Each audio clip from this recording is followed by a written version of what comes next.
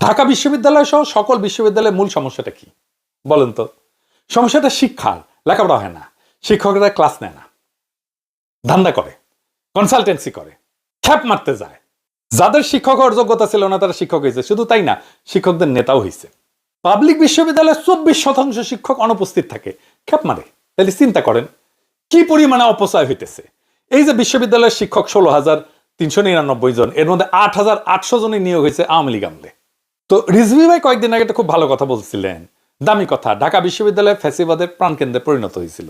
বণিক বার্তায় একটা খুব ইন্টারেস্টিং রিপোর্ট হয়েছিল, শিরোনাম ছিল ফ্যাসিবাদী কাঠামো তৈরিতে মুখ্য ভূমিকায় ছিলেন ঢাকা বিশ্ববিদ্যালয়ের শিক্ষক এবং সাবেক শিক্ষার্থীরা। লিখতেছে যে 2009 থেকে 2017 সাল পর্যন্ত দায়িত্ব পালন করেন তিনি, মানে ওই যে আরেফিন।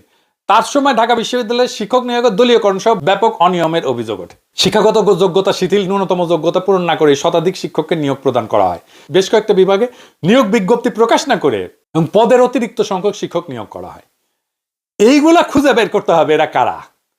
এছাড়া বলতেছে যে এর আগে ঢাকা বিশ্ববিদ্যালয়ের শিক্ষক নিয়োগের ক্ষেত্রে মেধা তালিকায় স্থান পাওয়া শিক্ষার্থীরা গুরুত্ব পেলেও তার মেয়াদকালে মেধা তালিকায় থাকা শিক্ষার্থীদের বাদ দিয়ে ছাত্রলীগের পদধারীদের নিয়োগ দেওয়ার অভিযোগ ওঠে। এরা কারা এটা খুঁজে বের করতে হবে না? এরাই ক্লাস নিত না, এরাই ধান্দাবাজি করে বেড়াতো। তার মানে হাসিনার ফ্যাসিবাদের মূল মস্তিষ্ক ছিল ঢাকা বিশ্ববিদ্যালয়। সেইখানে যদি ফ্যাসিবাদ বিরোধী ছাত্ররা নির্বাচন করে, তাদের মূল রাজনৈতিক প্রতিশ্রুতি কি হওয়া উচিত? খুবই সিম্পল, বলেন কি হওয়া উচিত? ঢাকা বিশ্ববিদ্যালয়কে ফ্যাসিবাদ মুক্ত করা। কারো কর্মসূচি দেখছেন এটা নিয়ে? নাই, কারো কাছে নাই এই কর্মসূচি যে ঢাকা বিশ্ববিদ্যালয়ে যারা ফ্যাসিবাদের দোষর ছিল তাদের আইডেন্টিফাই করা হবে এবং তাদেরকে বিশ্ববিদ্যালয় থেকে খেদানো হবে।